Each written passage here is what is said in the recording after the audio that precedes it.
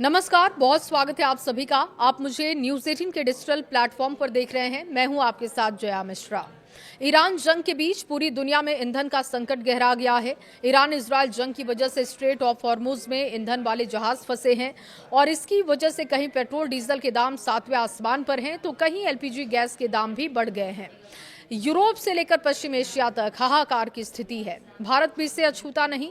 यहां भी LPG cylinder की किल्लत महसूस होने लगी है।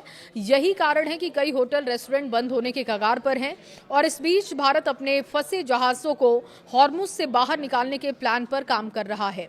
भारत सरकार ने साफ कर दिया है कि देश में न तो गैस की कमी होगी और न ही तेल की, और किसी को घबराने की जरूरत नहीं। दरअसल अमेरिका, इजराइल और ईरान के बीच झगड़े में हॉर्मुज की संकट समुद्री रास्तों में हंगामे की स्थिति बन चुकी है। यहां से दुनिया का 1/4 तेल गुजरता है, लेकिन अब जहाज फंसे हुए हैं। भारत जहाज इस हॉर्मुज में फंस गए हैं और इस बीच सरकार उन विकल्पों पर विचार कर रही है जिनके जरिए भारतीय झंडे वाले जहाजों को संकटग्रस्त हॉर्मुज जल डमरू मध्य क्षेत्र से सुरक्षित बाहर निकाला जा सके। ये जहाज सुरक्षा के बढ़े हुए प्रोटोकॉल का पालन कर रहे हैं, जिसमें अधिकारियों को अधिक बार रिपोर्ट करना भी शामिल है। एसटी की खबर के मुताबिक शिपिंग विभाग के बड़े अधिकारी पीसी मीडा ने बताया कि ये जहाज हॉर्मुज और आसपास के इलाकों में हैं। सबके पास खाने पीने का सामान काफी है, लेकिन ईरान की सेना ने टैंकर पर हमले की धमकी दी है और इसीलिए जहाज अभी आगे नहीं बढ़ पा रहे। यहां बताना यह भी जरूरी है कि मीडा सरकार की स्पेशल टीम के हेड हैं। उनकी माने तो हॉर्मुज में फंसे ईंधन वाले जहाज को सेफली बाहर निकालने के लिए सरकार का प्लान तैयार हो रहा है। एक तरीका यह भी है कि भारतीय जहाजों को सेना की मदद से स्कॉट करके बाहर निकाला जाए। फिलहाल प्लान फाइनल नहीं हुआ है। ये बयान ऐसे समय में आ रहा है जब ईरानी सेनाओं ने हॉर्मुज जल डमरू मध्य में टैंकरों पर हमले की धमकी दी है। ये संकरी जलमार्ग दुनिया के समुद्री तेल व्यापार का 1/4 हिस्सा संभालती है। यहाँ यातायात बाधित होने से वैश्विक ऊर्जा बाजार में हलचल मच जाती है। लेकिन भारत सरकार का आश्वासन है कि तेल या गैस की कोई कमी भारत में नहीं है, क्योंकि वैकल्पिक मार्गों और भंडारों पर सरकार का ध्यान है। क्यों फंसे हैं भारत के ईंधन वाले जहाज, अब ये भी समझ लीजिए। देखिए, ईरान और इजराइल जंग की वजह से मिडिल ईस्ट में धुआं दिखाई दे रहा है, यानी कि जंग की वजह से सिर्फ मिसाइलें और ड्रोन दिख रही हैं। इजराइल अमेरिका से बदला लेने को ईरान हॉर्मुज को बंद कर रहा है। ईरान ने कहा कि वो इस रास्ते को बंद कर सकता है और इससे तेल की सप्लाई पर संकट आ सकता है।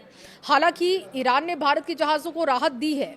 भारत अब क्या करने वाला है ये भी जान लीजिए। भारत ने कहा कि हमारे पास दूसरे रास्ते और स्टॉक भी हैं और इसीलिए हमें कोई दिक्कत नहीं होगी।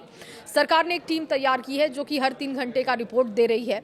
भारत अपने जहाज़ों को स्कॉट कर सकता है और उस पर झंडा देकर ईरान कुछ नहीं करेगा। इसमें जहाज़ों की जगह क्या हो रहा है और नाविकों की हालत खराब होगी क्या, ये भी जान लीजिए। अभी तक भारत के किसी जहाज़ पर अटैक नहीं हुआ है, ना ही किसी भारतीयों की गिरफ्तारी या चढ़ाई हुई है। भारत अभी केवल स्थिति पर नजर बनाए रखा हुआ है और चेक कर रहा है कि सब कुछ सुरक्षित है। सरकार ने भारतीय जहाजों के लिए सख्त सुरक्षा प्रोटोकॉल लागू किए, जो न केवल हॉर्मुज बल्कि ओमान की खाड़ी, फारस की खाड़ी और आसपास के समुद्री क्षेत्रों में लागू है।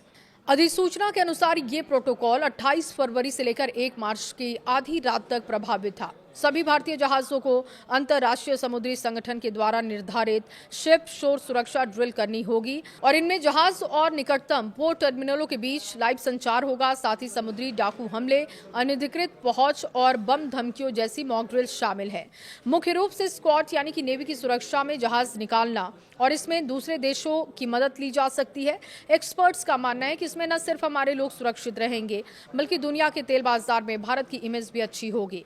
वैसे भी ईरान कह चुका है कि वो भारतीय जहाजों को कोई नुकसान नहीं पहुंचाएगा।